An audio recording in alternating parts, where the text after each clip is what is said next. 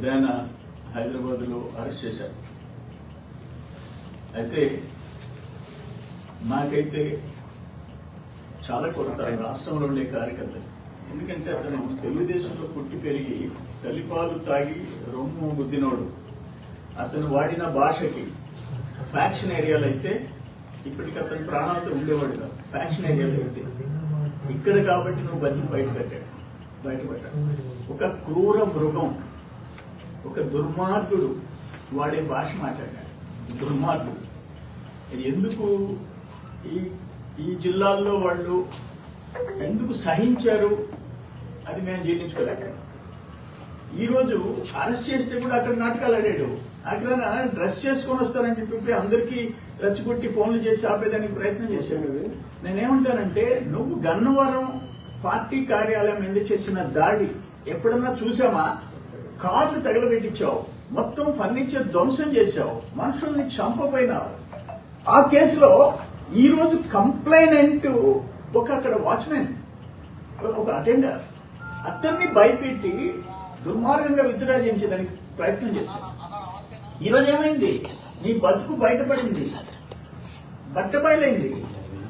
మీకు గుర్తుందో లేదో గాలి జనార్దన్ రెడ్డి కేసులో ఒక జడ్జి వాళ్ళతో చేతులు కలిపాడని జడ్జి సస్పెండ్ అయినాడు. జడ్జి ఆత్మహత్య చేసుకున్నాడు. ఈరోజు ఆ పని చేశావు. ఒక పేదవాడిని భయపెట్టి ప్రాణాలు తీస్తానని భయపెట్టి తీసుకోపోయి కేసు విత్డ్రాయల్ అన్నావు. ఏమైపోయింది ఈరోజు? నేనేమంటానంటే ఒకటి కాదు నువ్వు చేసిన పని, ఒక్కటి కాదు నువ్వు చేసిన పని. ఏం మాట్లాడుండవు భాష ఒక్కటైతే నేను మళ్ళీ రిపీట్ చేయలేను. అధికారంలో లేనప్పుడు చంద్రబాబు ఏం పీకతాడు? ఉడకబెట్టిన నాగడ దుంప, ఉత్తి కొట్టం, ఊరే ఇటువంటి ఎదవ మాటలు. లోకేష్ బాబు గారు ఏం పీకతాడు? ఏందో గడ్డం మేక కూడా ఉంది.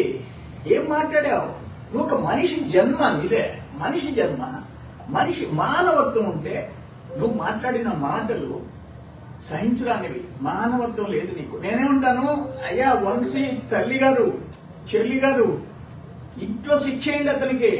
ఒక మృగం, మీ ఇంట్లో ఉండేది ఒక క్రూర మృగం.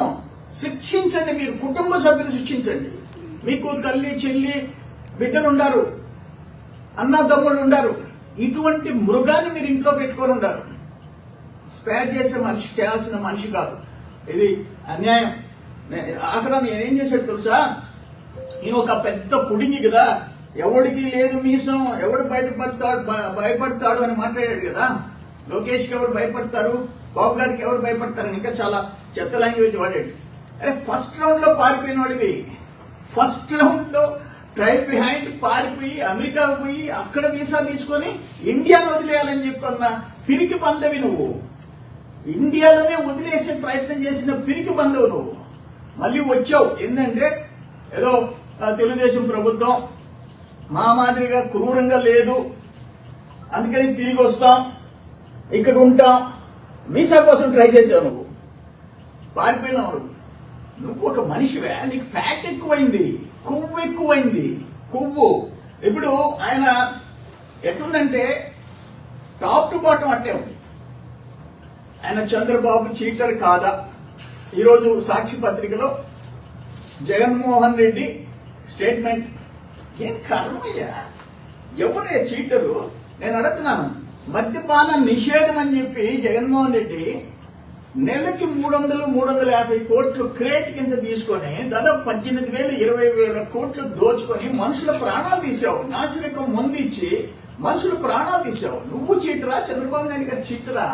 నువ్వు సిపిఎస్ రద్దు చేస్తానన్నావు, జాబ్ క్యాలెండర్ ప్రతి ఏటా రిలీజ్ చేస్తానన్నావు, డిఎస్సి నోటిఫికేషన్ ప్రతి ఏటా ఇస్తానన్నావు, పోలవరం పూర్తి చేస్తానన్నావు, ప్రత్యేక హోదా చేస్తానన్నావు, 3 రాజధానులు నిర్మాణం చేస్తానన్నావు.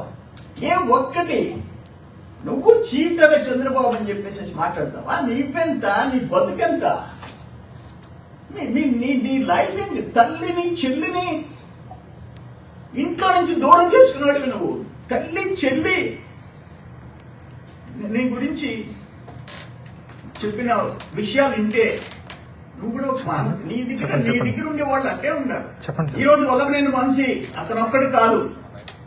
ఇటువంటి వాళ్ళు నలుగురు ఐదుగురు చట్టానికి అతీతులు కాదు.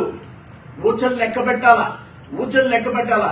రాష్ట్రంలో ప్రజలు గాని తెలుగుదేశం కార్యకర్తలు గాని కొంచెమైనా తృప్తిగా ఉండాలంటే అంటే లాస్ట్ 5 years అరాచకాలకి ఇప్పుడు మేము ఎన్ని కేసులు పెట్టించుకున్నాం, ఎంతమందిని నువ్వు జైలుకి పంపించావు, మా బాస్ దగ్గర నుంచి ఎంతమందిని పంపించావు, మేము అర్ధరాత్రి దాకా కూర్చోబెట్టావు, కోర్టులు బెయిల్ ఇస్తే బయట వచ్చావు, రేపు కూడా ఒక వాయిదాకి నేను తిరగాల చేయని తప్పులకి. అటువంటి ఎన్నో చేసాం. అందుకనే ఏంటంటే వాళ్ళేం అతీతులు కాదు.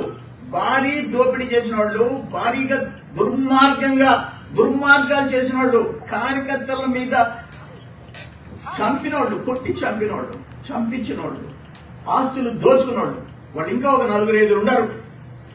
మా ప్రభుత్వం చట్టానికి అతీతంగా కాదు, చట్టానికి లోబడి వాళ్ళని కూడా ఊచలు లెక్క పెట్టించకపోతే ఒక కాన్ఫిడెన్స్, ఒక ధైర్యం, ఇటువంటి దుర్మార్గాలను ఎదుర్కొనే ధైర్యం రావాలంటే చేసి తీరాలా.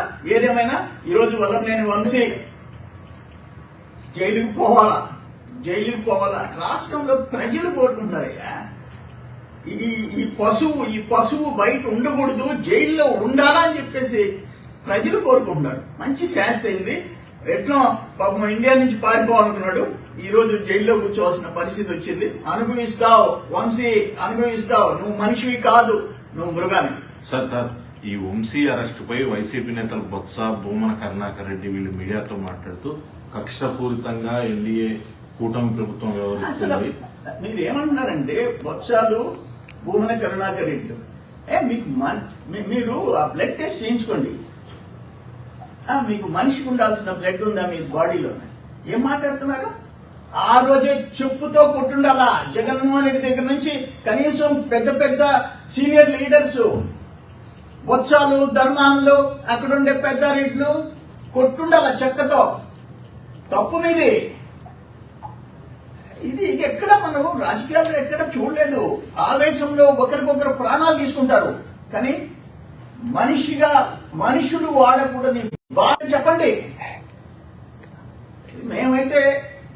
నేను నా భాషని కంట్రోల్ చేసుకుంటా, అయినా కూడా స్లిప్ అవటానికి 1-2 వచ్చేస్తున్నాయి. మాకు లేదు ఆ భాష మాట్లాడే అలవాటు లేదు. దుర్మార్గం ఇది. జగన్మోహన్ రెడ్డి, నువ్వు అసలు ఒక పార్టీ అధ్యక్షుడికి ఉండే అర్హత లేదు నీకు. ఒక రాజకీయ పార్టీ పెట్టే అర్హత లేదు. ప్రజల్లోకి పోయే అర్హత లేదు నీకు. నిన్ను చూసి వాళ్ళందరూ అక్కడ తయారైనారు. నువ్వే చెప్పుకున్నావు గొప్పగా, ఏం జైలుకు పోతే నేను ముఖ్యమంత్రి అయినానండి. మీరందరూ జైలుకు పోవచ్చు, ఏదో ఒక పదవి వస్తుంది, ముఖ్యమంత్రులు అవుతారు. ఇటువంటి ముఖ్యమంత్రి మనం ఎక్కడ చూడలే. సార్ ఇంకా కొడాల నాని కానొచ్చు, దేవినేని అవినాష్ కానొచ్చు, మీ పార్టీ అధినేత దగ్గర నుంచి అధినేత సతీమణి వరకు విపరీతమైన బూతులతో, అసభ్య పదజాలంతో దూషించిన వాళ్ళు ఉన్నారు. నేను అదే చెప్పేది. ఇది ఒక జంతువు కాదు, ఇంకొక 4-5 జంతువులు ఉన్నాయి. వాళ్ళని కూడా అక్కడ జైల్లో పెట్టండి.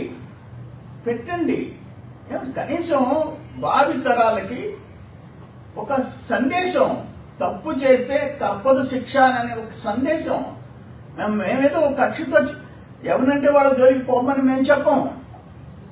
తప్పు చేసిన వాళ్ళు ఉన్నారు, తప్పు కాదు దుర్మార్గాలు చేసిన వాళ్ళు ఉన్నారు. వాళ్ళ సంగతి ఏదో చూడండి. అంటే 7-8 నెలలైంది, ఇప్పటికే ఆలస్యమైందని మీ క్యాడర్ కొంతమంది. మా క్యాడర్ కాదయ్యా, 9 నెలలు అయిపోతుంటే ఇటువంటి వాడిని పైన చర్యలు తీసుకోలేదనే బాధ మా గుండెల్లో కూడా ఉంది. మేము ఆవేదనతో బతుకుతున్నాం.